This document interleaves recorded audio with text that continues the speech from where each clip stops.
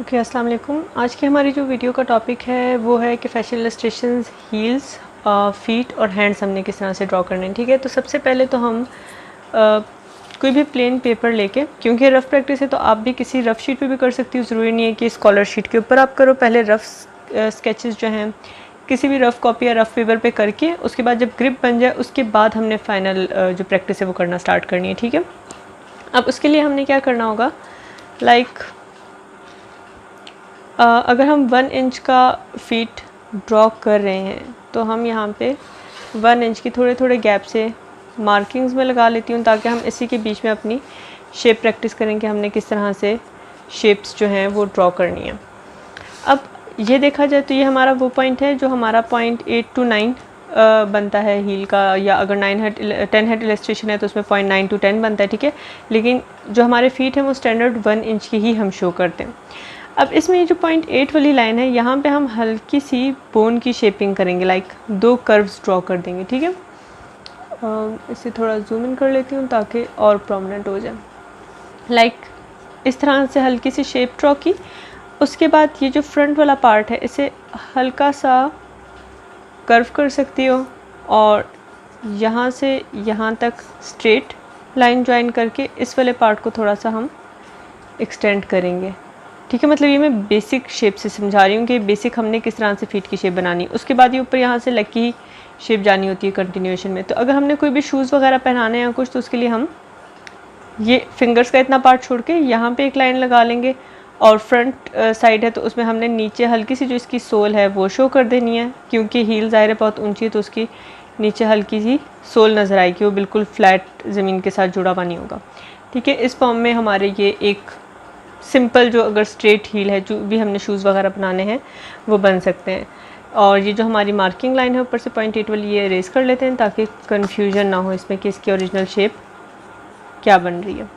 ठीक है, एक ये फीट की शेप हो सकती है इस तरह से। जो दूसरा हमने पॉइंट मार्क किया हुआ है लाइक पॉइंट 9 to 10, इसमें हम इस तरह से कर सकते हैं। लाइक ये ऊपर बोन का पार्ट यही सेम रहेगा जो मैंने पहले बताया था कि ए शेप हमने ड्रॉ करनी है। ठीक है, यूँ ए शेप ड्रॉ कर लो और इसे यहाँ से हल्का सा स्ट्रेट कर्व में ज्वाइन कर लो। ये वाली शेप भी हो सकती है। अब इसमें भी ये कर सकते हो कि नीचे हल्की सी सोल ड्रॉ करके, अगर इस तरह से ओपन शूज़ हैं जिनके यहाँ पे यूँ स्ट्रैप्स आ रहे होते हैं तो वो स्ट्रैप्स की शेप दे दो, जिस तरह की भी डिज़ाइन ले जाना है। डिज़ाइनिंग ऑब्वियसली हमारे ऊपर है कि हम किस तरह की शेप डिज़ाइन कर रहे हैं। ठीक है, ये वाली शेप ड्रॉ कर सकते हैं फीट के लिए। एक हमने ये ड्रॉ की जिसमें हमने यहाँ पे कॉर्नर्स यूँ निकाले और यहाँ ऊपर से स्लाइटली स्ट्रेट लाइंस आ रही थी ताकि फिंगर का जो प्रेशर है वो फील हो।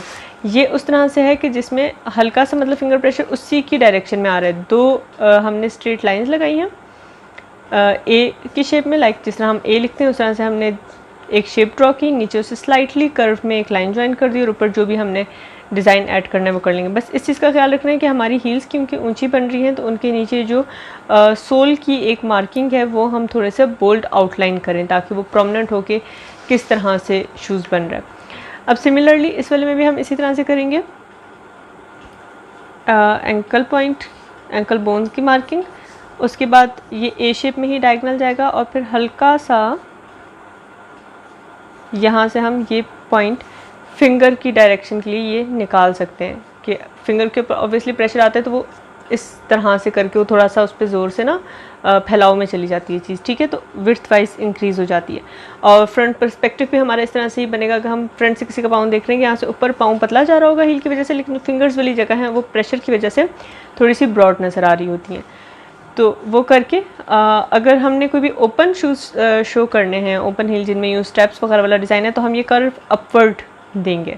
अगर तो हमने लाइक इसमें किया था, इसमें हमने ये किया कि ये जिस तरह बंद शूज़ टाइप होते हैं उसमें हमने डाउनवर्ड कर्व दिए ताकि बंद लगे कि यहाँ से कवर्ड है, फुली कवर्ड है। ठीक है, लेकिन इसमें हमने ओपनिंग शो करनी, फिंगर डिटेल्स शो करने की ज़रूरत नहीं है हमें फ़िलहाल, फिंगर डिटेल्स की तरफ नहीं जा रहे। इन केस अगर फिंगर डिटेल शो करनी भी है तो आप हल्का सा पहले तो ये डिसाइड करोगे कि लेफ़्ट राइट फीट कौन सा है। ठीक है, अगर यहाँ पे हम 2 बना लें इसी तरह के तो ऑब्वियसली जो थंब है वो दोनों के यहाँ सेंटर में होता है लेग के, एक थंब की शेप दे दोगे और बाकी ये 4 फिंगर्स शो करके इस तरह से हल्के हल्के से नेल्स शो कर सकते हैं, ठीक है। लेकिन इसकी इतनी ज़रूरत नहीं होती, मेन हमने अपने शूज़ का जो कलर है वो ये हाईलाइट करना है। अगर फिंगर डिटेल्स देना चाहो तो अच्छा है और डिटेल्ड हो जाएगा, लेकिन डिपेंड करता है कि हमारी इलस्ट्रेशन का साइज़ कितना है।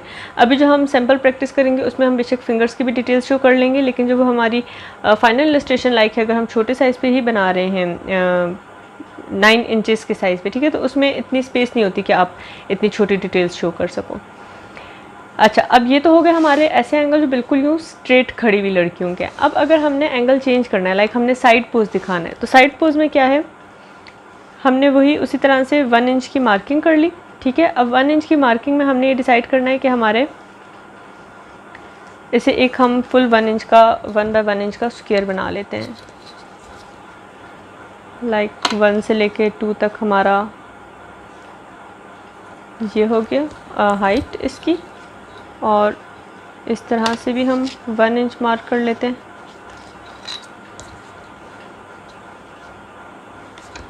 ताकि ये एग्जैक्ट इक्वल आ जाए।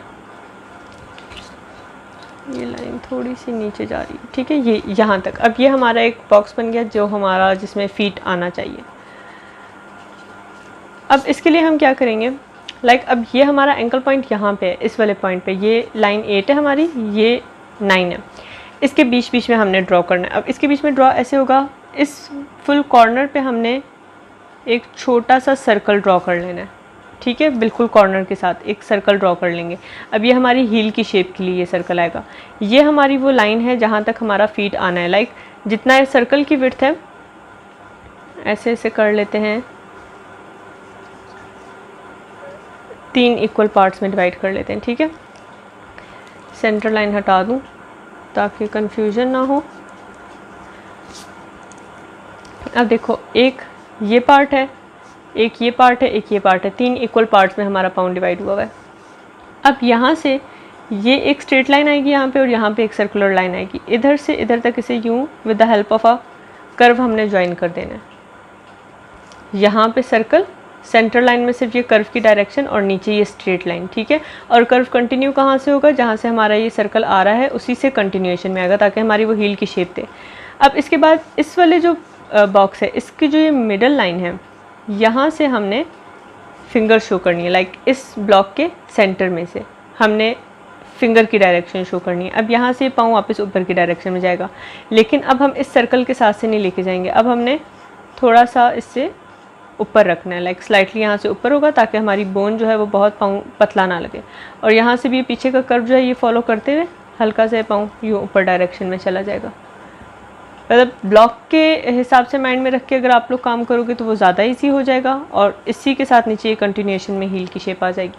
क्योंकि ऑब्वियसली जितना हमारा फीट की हाइट आ रही है, जितना हमने लंबा रखा हुआ है, उसी फ्लोर लेंथ के ऊपर हील ने भी आना है, तो ये हम बिल्कुल एक ही लाइन के ऊपर रखेंगे, ठीक है, जो बिल्कुल साइड पोज है। अगर तो मूवमेंट चेंज हो रही है तो उसके अकॉर्डिंग ऑब्वियसली हमें इसे आगे पीछे करना पड़ सकता है, लेकिन फ़िलहाल जो हमारा स्ट्रेट है उसके लिए हम ऐसे ही करेंगे। अगर ये वाला ब्लॉक नहीं समझ आता, ये मैंने इस हिसाब से ब्लॉक से समझाया क्योंकि काफ़ी स्टूडेंट जब फ्री हैंड बनाते हैं तो वो पाँव को बहुत लंबा बड़ा कर देते हैं। अब इसमें ये भी कर सकते हो कि हमने सिर्फ बस 2 पॉइंट्स मार्क किए हैं, 0.8 और 0.9, ठीक है, फीट के लिए जो हमारी 1 इंच की मार्किंग है। अब इसमें मैंने यहाँ पे सर्कल ड्रॉ किया, कर्व ड्रॉ किया, स्ट्रेट लाइन लगाई फीट के लिए, थोड़ा सा इंक्रीज़ किया, और इस लाइन के मिड तक मैं फिंगर डायरेक्शन लेके गई हूँ, और यहाँ से मैं ये पाँव ऊपर ले गई हूँ, ठीक है। इस फॉर्म में भी कर सकते हो, ब्लॉक बना के भी वही सेम शेप बनी है, विदाउट ब्लॉक भी वही सेम शेप बनी है। ख्याल इस चीज़ का रखना है कि ये जो हमारा यहाँ से यहाँ तक का एरिया, लाइक हील से फिंगर तक का जो एरिया है साइड पोज की डायरेक्शन में, वो हमारा 1 इंच का ही रहे, हमने उससे ज़्यादा इंक्रीज़ नहीं करना। वरना होगा क्या, लाइक अगर यही पाँव है मेरा और मैं इसे स्ट्रेट बनाना चाह रही हूँ, वो हमारा पाँव लंबाई की तरफ आ जाएगा। लाइक अगर मुझे इतनी हील नहीं चाहिए, मैं चाह रही हूँ 8.5 के ऊपर ही एंड हो जाए, ठीक है। अब उसके लिए क्या करेंगे, एक मार्किंग ले लेते हैं, ये 9 की, सॉरी यहाँ पे हम 8.5 की मार्किंग ले लेते हैं, ठीक है, हमें हील नहीं चाहिए इतनी। तो उसके लिए क्या होगा, यहाँ पे मैंने हील ड्रॉ की, जो हमारा सर्कल है हील की शेप के लिए, और ये अब हमारी यहाँ से लेंथ जो है ये इंक्रीज़ होगी क्योंकि यहाँ से हमारा कर्व जो है वो छोटा हो रहा है, ठीक है, और फिंगर जो है वो अब ये लाइन इंक्रीज़ हुई है तो ऑब्वियसली इसके मिड तक आएंगी तो ये पार्ट ऑटोमेटिकली इंक्रीज़ हो जाएगा और ये यहाँ से इस तरह से करके जाएगा। मतलब हमने क्या किया है, जो ये वाली हाइट है ये डिक्रीज़ कर दिया है। अब इसमें ये होता है, इसे मैं इजी तरीके से भी समझाती हूँ। देखो हमारे पास दो हाइट्स हैं, ठीक है। ये मैंने 1 इंच की दो मार्किंग्स लगा ली हैं लेट्स सपोज। अब एक में मेरे पास 8.5 की है, एक में मेरे पास पूरा 1 इंच की है। लाइक ये हाफ इंच की है, ये 1 इंच की है। अब 1 इंच वाले में ये है, जो भी पाँव हमने ऊंचा बनाना है, हील ज़्यादा होगी तो उसके लिए क्या होगा, हमारा जो हील से लेके इस वाले पार्ट तक का डिस्टेंस है ये कम होगा, ये लेस है और ये इसमें ज़्यादा है, ठीक है। ये छोटा होगा, ये बिग होगा। और अगर हम छोटे साइज़ की बनाते हैं, लाइक छोटी हील बना रहे हैं, तो उसमें क्या होगा, हमारा ये डिस्टेंस ऑपोजिट हो जाएंगे एक दूसरे के, ठीक है। ये वाले जो हाइट है ये छोटी हो जाएगी और ये वाला जो एरिया है ये हमारा इंक्रीज़ कर जाएगा, ये बिग हो जाएगा। और हम इसके हिसाब से फिर अपने जो शू की शेपिंग वगैरह है वो ले जाएंगे। इवन अगर हम इससे भी फ्लैट बनाना चाहें, इस पॉइंट की इसे एक दफ़ा दोबारा से भी सुन लेना कि आपस में ऑपोजिट जा रहे हैं। लाइक अगर हम हील लंबी बना रहे हैं तो हमारी हील में और हमारे फिंगर्स में गैप कम होगा। अगर हम हील छोटी बना रहे हैं तो हमारे हील में और हमारे जहाँ पे फुट बैलेंस होना है, जहाँ पे पाँव ने ज़मीन पे लगना है, उस एरिया में हमारा गैप ज़्यादा होता जाएगा, ठीक है। वो हमने फिंगर भी फिर वहाँ लंबी बनाना शुरू कर देनी है। अगर मैं बिल्कुल ही फ्लैट फीट बनाना चाहूँ, लाइक ये एक मैंने लाइन लगाई है, अब यहाँ पे मैंने फ्लैट फीट बनाना है, लेकिन मैं 1 इंच या 1 इंच से थोड़ा सा ही ज़्यादा का बनाना चाह रही हूँ। तो उसके लिए जो सर्कल है वो मेरा यहाँ पे आएगा। यहाँ सेंटर से मैंने बिल्कुल स्लाइड सा कर्व उठाना है और इस डायरेक्शन में वापस ले जाना है और फिर थंब थोड़ा सा ऊपर होगा, ठीक है। मतलब यहाँ से स्लाइड कर्व उठाया मिडल से, क्योंकि यहाँ से अक्सर लोगों का पाँव में होता है कर्व, कुछ के पाँव में नहीं होता, लेकिन जो इलस्ट्रेशन है हम उनके पाँव में ज़रा खूबसूरती के लिए कर्व डाल सकते हैं। और यहाँ हल्की फिंगर डिटेल्स शो हो जाएंगी। मतलब एक ये थंब बड़ा, उसी से यूँ डायगनल अब हम लाइन लेके जा रहे हैं। लाइक ये हमने लाइन लगाई थी, ये कर्व, और ये इस डायरेक्शन में हम ले जा रहे हैं या इवन इस डायरेक्शन में हम ले जा रहे हैं, ठीक है। अब यहाँ से हमने थंब और फिंगर्स की शेपिंग करना स्टार्ट करनी है। पहले हमने अपनी डायरेक्शन डिसाइड करनी है कि हमारी क्या डायरेक्शन आ रही है, उसके हिसाब से फीट की क्या शेप बननी है, उसके अकॉर्डिंग फिर हमने वो करना है। अब यहाँ से फिंगर डिटेल्स शो की और थोड़ा सा यहाँ से ये इंक्रीज़ होगा। लाइक फिंगर के बाद से इसकी हाइट थोड़ी इंक्रीज़ होगी, क्योंकि ऑब्वियसली वो लेग को जाके लगना है, पार्ट उसके लेग के साथ ज्वाइन होना है। तो यहाँ से ये आहिस्ता आहिस्ता ऊपर की तरफ जाना शुरू होगा, इसे हम नीचे नहीं ला सकते। तो यहाँ से एक स्मूथ कंटिन्यूएशन में ऊपर चला जाएगा और हील के साथ यहाँ पीछे जो हील के है यहाँ पे हम हल्का सा कर्व देंगे, ठीक है।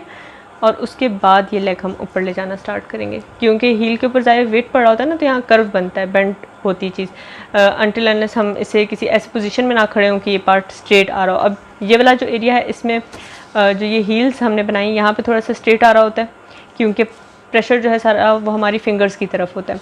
लेकिन इस वाले केस में हमारा जो है प्रेशर सारा पाँव के ऊपर है, हील के ऊपर ही है, तो वो यहाँ से कर्व जो है इसका ये ज़्यादा रहेगा, ठीक है। फीट के मैं कुछ और जो डायरेक्शंस हैं वो रेफरेंस इमेजेस भी भेजूँगी, उससे भी आप प्रैक्टिस कर सकते हो आप लोग। अच्छा, अगर इसके अलावा हमने कोई और डायरेक्शन बनानी है, लाइक अगर मैं चाह रही हूँ कि पाँव में उल्टा शो करूँ कि उल्टी तरफ खड़ी हुई है, जो मॉडल है हमारी वो ही बैक साइड उसकी नज़र आ रही है, तो उसके लिए हमने किस तरह से हील शो करनी होती है।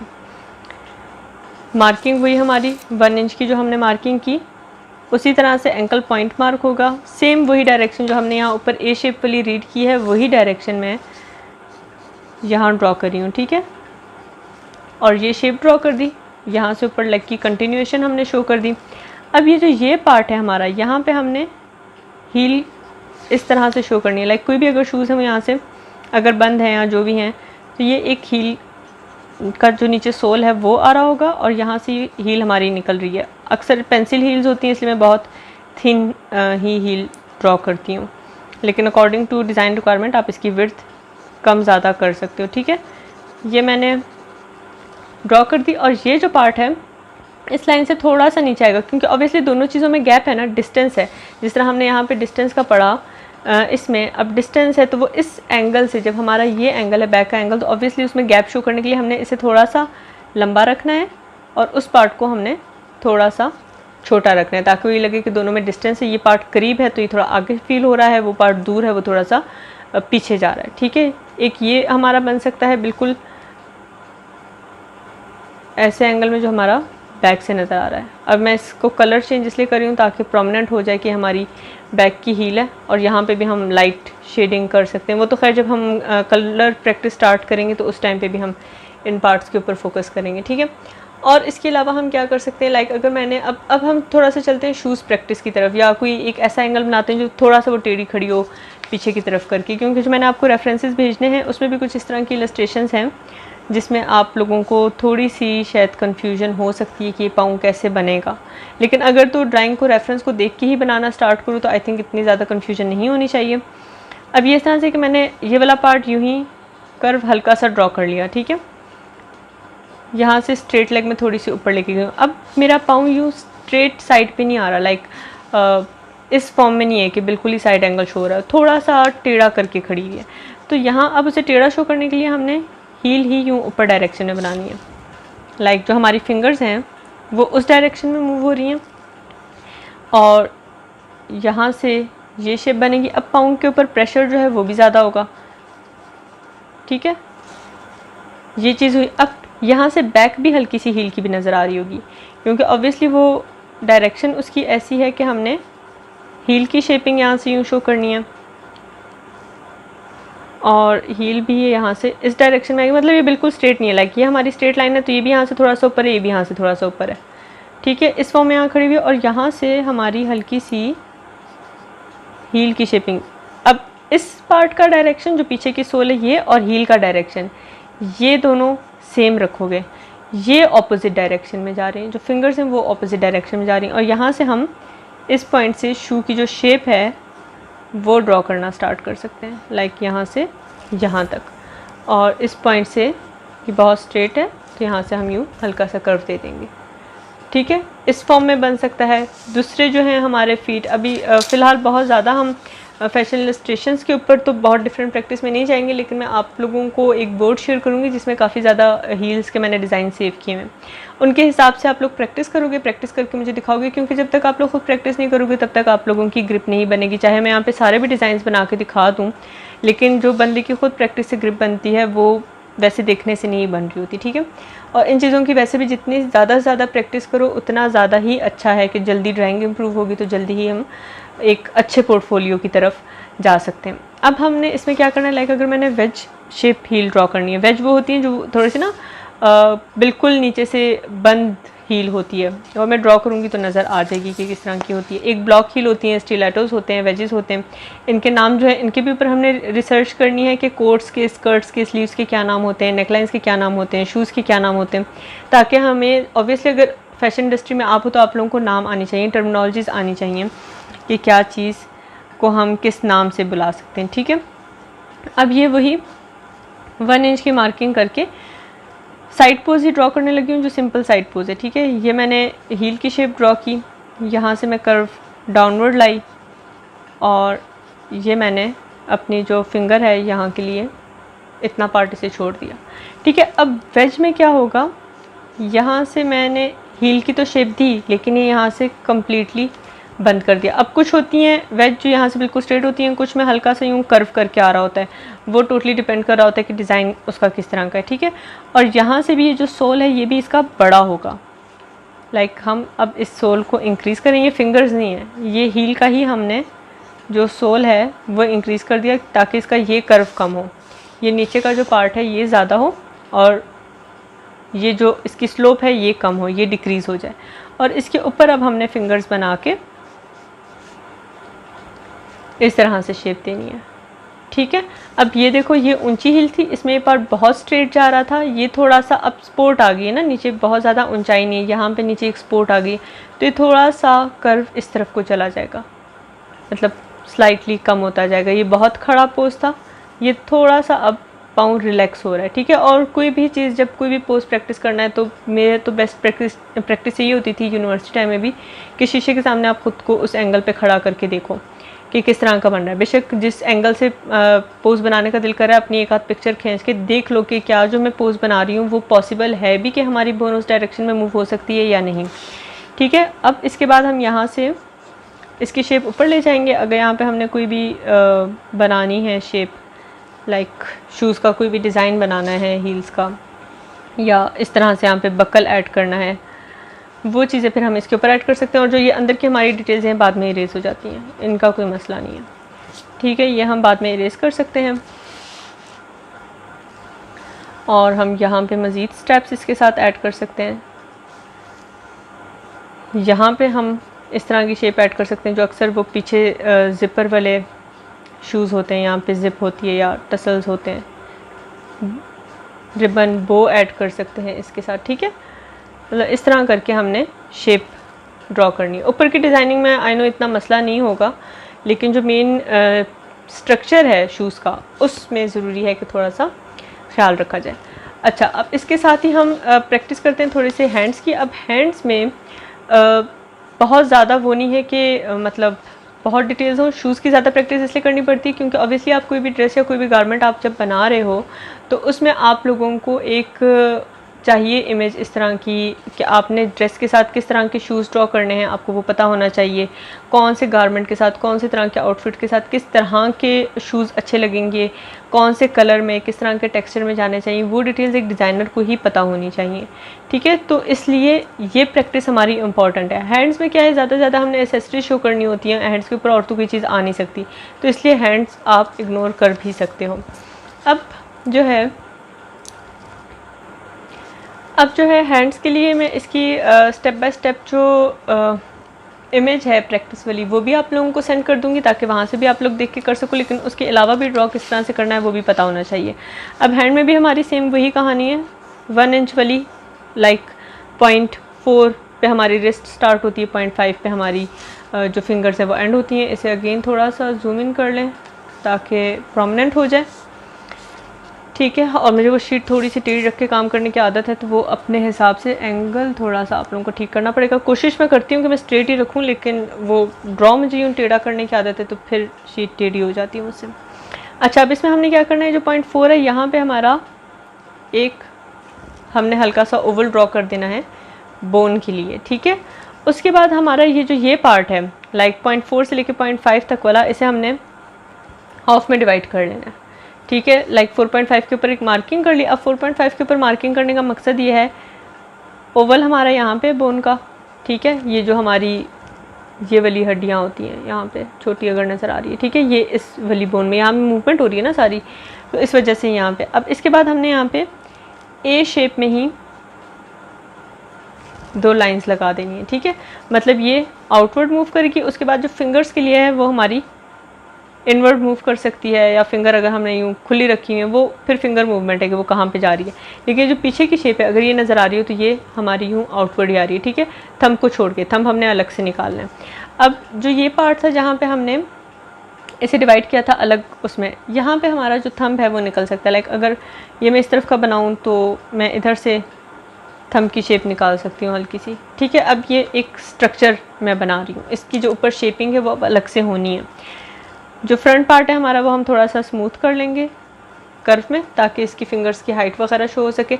अब ये एक रेफरेंस लाइन है। अब यहाँ पे क्या होता है, फिंगर में हमारे हैंड में काफ़ी बोन्स होती हैं, 4 बोन्स यहाँ पे होंगी, ठीक है। फिर उसके बाद जो फिंगर जॉइंट्स हैं 4 बोन्स हमारी वहाँ पे होनी है। ये हमारी सेंटर फिंगर है तो ऑब्वियसली ये सबसे बड़ी होनी है, ये फिर उससे छोटी होगी, ये उससे छोटी होगी। अब इसके हिसाब से हमने डायरेक्शन अपनी सेट करनी है। लाइक ये मेरी फ्रंट फिंगर मेन, देन ये सेकंड, थर्ड की हाइट छोटी हो रही है ऑब्वियसली इस चीज़ को हम फॉलो करें ना, और फिर ये फोर्थ उससे छोटी, ठीक है। और जो थंब है वो हम यहाँ से हल्का सा इसके साथ ज्वाइन कर देंगे।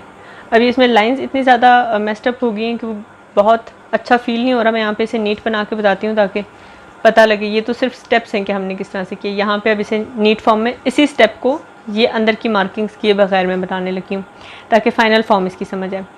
ये हमारी बाजू थी, ठीक है। यहाँ पे हमने हल्की सी बोन की शेपिंग की। ये जो ओवल हमने बनाया था, लाइक हील के लिए हम पूरा सर्कल बना रहे थे, यहाँ के लिए हम ओवल बना रहे हैं। या जैसे हमने एंकल पॉइंट की मार्किंग की थी उस तरह की मार्किंग कर सकते हो, ठीक है। उसके बाद ये एंगल हमने थोड़ा सा यूँ टेढ़ा बनाया, आउटवर्ड लाइंस मूव की। यहाँ से हमने थंब की शेपिंग की, थंब की जो भी डायरेक्शन जा रही है वो। और ये जो फिंगर्स हैं ये अब हमने इस डायरेक्शन में ड्रॉ की, लाइक ये फ्रंट फिंगर हमारी एक, फिर यहाँ पे ये दूसरी फिंगर, रिंग फिंगर हमारी फिर थोड़ी सी छोटी हो जाएगी, ठीक है। और ये हमारी सबसे लास्ट जो है मिडल फिंगर, सॉरी छोटी फिंगर, क्या कहते हैं उसे, पिंकी फिंगर शायद। एक तो बीच में वीडियो में बोलते बोलते मेरी टर्मिनोलॉजी भी मैं भूल ही जाती हूँ मैं क्या बोल रही थी। अच्छा, इरेज़र कहाँ गया, एक ये पार्ट इरेज करना था, ठीक है। अब ये यहाँ से क्योंकि फुल कम्प्लीटली जॉइंट नहीं होगा, हल्का सा इसमें सिर्फ यूँ कर्व बनेगा, तो हमने यहाँ पे हल्की सी शेपिंग शो कर देनी है, और बाकी आगे नेल्स वगैरह जो भी डिटेल्स बनानी है वो बना सकते हैं, ठीक है। इसके अलावा अगर नॉर्मल उस तरह से देखा जाए, जो इलस्ट्रेशन में मैं जिस फॉर्म में हाथ ड्रॉ कर रही होती हूँ उसमें ये कि ये आर्म आ रही होती है ऊपर से, यहाँ पे हल्की सी ये बोन की शेप आएगी, ये दो लाइंस इस डायरेक्शन में जा रही हैं, और फिर जो फिंगर्स हैं हमारी, इसके बाद अगर तो आउटवर्ड ले जाना है तो यूँ भी ले जा सकते हैं, लाइक फिंगर पीछे की तरफ गई हुई है, अंदर की तरफ जो है वो भी कर सकते हैं। अब इसमें यह है कि ये हमारी अगर सेंटर फिंगर है तो इसे हमने यूँ रखना है सबसे लंबा। सबसे पहले मिडल फिंगर की ही लाइन मार्किंग किया करो ताकि आइडिया हो जाए कि कितनी लाइन लगानी है, ठीक है। और ये छोटी फिंगर यहाँ पे हम बना लेते हैं थोड़ी सी टेढ़ी करके, और ये हमारी एक लास्ट फिंगर, ठीक है। और थंब यहाँ पे इसमें नहीं नज़र आएगा, ये वाली शेप कर सकते हो। ये स्मॉल फिंगर जो है इसकी वो काफ़ी बड़ी लग रही है अभी भी, हम इसे यूँ कर लेते हैं लाइक दिस, ठीक है। ये हमारी फिंगर्स की शेपिंग आ सकती है। इसके अलावा हम ये बना सकते हैं, लाइक जो मैं इस तरह करके उसमें इलस्ट्रेशंस में हाथ छोड़ रही थी। अब इसको मैं फिंगर की शेप में किस तरह से करती हूँ, लाइक अगर ये मेरा थंब है, यहाँ से मेरी थंब की शेप आ गई, और यहाँ से अब मैंने फिंगर की शेप करना स्टार्ट किया, लाइक ये फर्स्ट फिंगर, उसके बाद ये मिडल, और ये हल्की सी राउंड में बेंडेड है, ठीक है। तो इसलिए इनकी जो हाइट है वो ऑलमोस्ट सेम हो सकती है। इस तरह करके डिटेल्स शो कर सकते हो, ठीक है।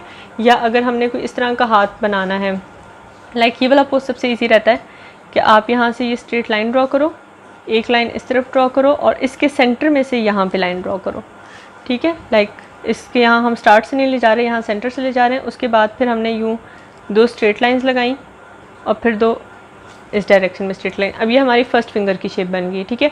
अब इसके बाद हमने क्या करना है, यहाँ से हमने थंब की कंटिन्यूएशन लानी है, इस पार्ट को हल्का सा राउंड करके इसके मिड तक हमारे थंब की आएगी। जो हमारी फर्स्ट जो ये फिंगर होती है, इसके यहाँ फर्स्ट वाले एंगल तक, लाइक इसके ऑलमोस्ट मिड से थोड़ा सा नीचे तक हमारी थंब की हाइट होती है। कुछ की थोड़ी सी ज़्यादा कम होती है, डिपेंड करता है कि बंदे के हाथ किस तरह के। अब यहाँ पे हमने इस तरफ आउटवर्ड डायरेक्शन मूव करनी है, यहाँ पे हल्की सी बोन की शेपिंग करेंगे, और इसे हम ज्वाइन कर देंगे इस थंब के साथ, ठीक है। अब फिंगर्स जो हैं इसकी वो सारी यहाँ अंदर से शो होंगी, लाइक ये सबसे स्मॉल फिंगर है, फिर उसके बाद एक ये फिंगर आ गई, और एक ये फिंगर आ गई। तो ये वाला हाथ भी सबसे इजी ड्रॉ हो सकता है, लेकिन वही बात है कि जिसकी ज़्यादा प्रैक्टिस की हुई हो वो फिर उसी के अकॉर्डिंग बन जाता है। और अगर हमने कोई उस तरह से बनाना है कि जो लाइक हमने वेस्ट के ऊपर रखा हुआ है, लाइक अगर ये मेरी वेस्ट की शेप है और मैंने यहाँ पे हाथ शो करना है, तो उसके लिए मैं क्या करूँगी, यहाँ एल्बो पॉइंट से ये आ रहा है ना हाथ यूँ करके, ठीक है, ये बाजू आ रही है। अब यहाँ पे हमारी रिस्ट पॉइंट है, तो वही जो हमने पहले अब शेप की प्रैक्टिस की थी कि उन दो आउटवर्ड्स लाइंस ये इसके साथ ज्वाइन हो जाएगी। उसके बाद जो हमारा ये गैप है, ये हमने देखना है कि ये किस डायरेक्शन में आएगा। लाइक अगर हाथ ऊंचा है तो वो थोड़ा सा ऊपर जाएगा, अगर थोड़ा सा स्ट्रेट है तो ये स्ट्रेट रहेगा, थोड़ा सा नीचे की तरफ एंगल बन रहा है तो वो नीचे आएगा। मतलब ये इस जो रिस्ट पॉइंट है इसके अकॉर्डिंग ये पैरेलल मूव करता है एक तरह से, ठीक है। इसके बाद हमारी आ जाती है फिंगर डायरेक्शन। लाइक अब फिंगर यहाँ पे बंदा किसी भी तरह से रख सकता है, खुले में हो सकती हैं, बंद फिंगर्स हो सकती हैं, लेकिन फिंगर्स का गैप हमने देखना है। अब फिंगर का गैप कहाँ से आ रहा होता है, हाथ जो पतला मोटा लगता है वो इस पार्ट से आता है। इस पार्ट को पतला रखोगे तो हाथ पतला बनेगा, अगर यही पार्ट हमने बहुत टाइट कर दिया तो हमारा हाथ बहुत ज़्यादा चौड़ा लगना शुरू हो जाएगा। और लाइक ये एक आ गई फिंगर, यहाँ पे ये वाली हम थोड़ी सी बेंड करके बना देते हैं, ठीक है। और ये लास्ट फिंगर जो है हमारी, इसकी पहले आउटर लाइन लगा के फिर इसे अंदर की तरफ बनाते हैं। अब सिर्फ इस वाली फिंगर को मैंने ज़रा गंदा कर दिया, अंदर की लाइन से रेस कर दें, इसे भी हल्का सा कर्व कर देते हैं और ये भी हमारी हल्की सी यूँ कर्व में चली जाएगी, ठीक है, इस शेप में। और जो थंब है वो यहाँ से आ जाएगा। लाइक थंब के लिए भी पहले ये वाला पार्ट थोड़ा सा इरेज कर लेते हैं ताकि बाद में ना मसला करे। और हल्का सा इस पार्ट से यूँ ऊपर, ज़्यादा ही बड़ा हो गया थंब, यहाँ से स्टार्ट करती हूँ, यहाँ से हल्का सा ऊपर और ये यूँ। ये भी अगर शो करना है तो कर सकते हो, वरना सिर्फ इतना भी हाथ शो कर लोगे तो वो चल जाएगा। और अगर इस तरह से नहीं भी शो करना तो एक और तरीके से भी बना सकते हैं। लाइक जो मैं शॉर्टकट मारती हूँ वो ये होता है कि मैं सिर्फ यूँ 2 लाइंस लगा लेती हूँ, यहाँ से हल्का सा कर्व ऊपर ले जाती हूँ, ये रिस्ट का कर्व हमारा ऊपर एल्बो पॉइंट तक। उसके बाद जो है यहाँ पे हमारी फिंगर्स की सिर्फ यूँ शेपिंग करके और इसे एंड कर देती हूँ। लाइक मुझे बहुत ज़्यादा पता नहीं क्यों हैंड्स में डिटेल्स देना नहीं अच्छी लगती, इस तरह से कर सकते हो। बाकी जो मैं रेफरेंस इमेजेस शेयर करूँगी उसके साथ हैंड प्रैक्टिस कर सकते हैं कि किस तरह से बनना है। अगर तो हमने कोई हाथ बंद बनाना है, लाइक बैग पकड़ा हुआ है किसी ने, उसके लिए मैं क्या करूँगी, सिर्फ हाफ पार्ट बनाऊँगी, इसे यहाँ से ज्वाइन कर दूँगी और हल्का सा ये जो कर्व है जो हमारी बोन्स की वजह से आता है वो शो करके उसके बीच में से हम स्ट्रैप ले जाएंगे, ठीक है। और ये हमारे जो बैग की शेप है वो आ जाएगी। किसी भी तरह का बैग पकड़ सकते हो, ठीक है। वो मतलब आधी फिंगर्स हमारी छुप गई तो बंद हो गया। या अगर उसके अलावा कुछ और चीज़ पकड़ी हुई है, इस डायरेक्शन में हाथ में कुछ पकड़ा हुआ है, तो उसमें भी हमने यही करना होगा कि हमारी जो फिंगर्स हैं हमने उनकी डायरेक्शन देखनी होती है कि किस तरह से आ रही है। हल्की सी फिंगर लाइन ड्रॉ करके और ख़ुद अपना हाथ देख के बंदा कर सकते हैं कि लाइक अगर मैंने मुट्ठी बंद की हुई है यूँ तो मेरी फिंगर्स की क्या शेप जा रही है, किस तरह से जा रही है, ठीक है। और ये तो मेरा हाथ वीडियो में इस तरह से लग रहा है ना, लाइक अब ये जो मैंने पार्ट ड्रॉ किया था वो ये था, एक ही वाली लाइन, फिर ये पार्ट, दिस पार्ट, और ये फिर अंदर की तरफ जा रहा है। तो ये फिंगर यहाँ से यूँ अंदर की तरफ जा रही है और ये यहाँ से यूँ कर्व बन रहा है। लाइक हम पूरा सी लिख सकते हैं, ठीक है। इस तरह से हम कर सकते हैं। बाकी इनके अलावा जो है हमारी प्रैक्टिसेस फेस की वो हम नेक्स्ट क्लास में करेंगे। अभी इस वीक में आपने जो मुझे रिसर्च बोर्ड्स जो मैंने कहे हुए हैं एरावाइज वो करके दिखाने हैं, और उसके अलावा फीट प्रैक्टिस और हैंड प्रैक्टिस जितनी ज़्यादा हो सके, एटलीस्ट 10 to 15 हैंड्स, और हैंड्स बेशक 10 बना लो लेकिन जो फीट्स हैं वो एटलीस्ट 15 to 20 फीट प्रैक्टिस आप लोग करके मुझे दिखाओगे, ठीक है। और कुछ 1 इंच के साइज़ पे करोगे, जो रफ़ वर्क है वो आप मुझे 1 इंच के साइज़ पे 15-20 शूज़ के साथ बना के दिखाओगे। उसके बाद जब हमने नीट बनाने होंगे तो नीट हम थोड़े से बड़े साइज़ में कोई भी 6 शूज़ सेलेक्ट करके वो नीट हम बनाएंगे, लेकिन वो हम उस हिसाब के बनाएंगे कि हमने उनमें स्कॉलर शीट में पेंट भी करना होगा, ठीक है। तो वो सिर्फ स्केच हम पहले करके रख लेंगे, लेकिन जब पेंटिंग हम स्टार्ट करेंगे तो हमारे पास ये होगा कि स्केचेस बने होंगे, हमने सिर्फ उनमें पेंट करना होगा। तो इस तरह से। और बाकी अगर इसमें कुछ ना समझ आए तो मुझसे पूछ सकते हो आप लोग, और जो प्रीवियस असाइनमेंट्स वगैरह जिन स्टूडेंट्स के रहते हैं वो मुझे सबमिट करवा दें, ताकि मैं वो भी चेक करके उसके अकॉर्डिंग फिर आगे जो हमारे काम है वो कंटिन्यू करें। ओके, अल्लाह हाफ़िज़।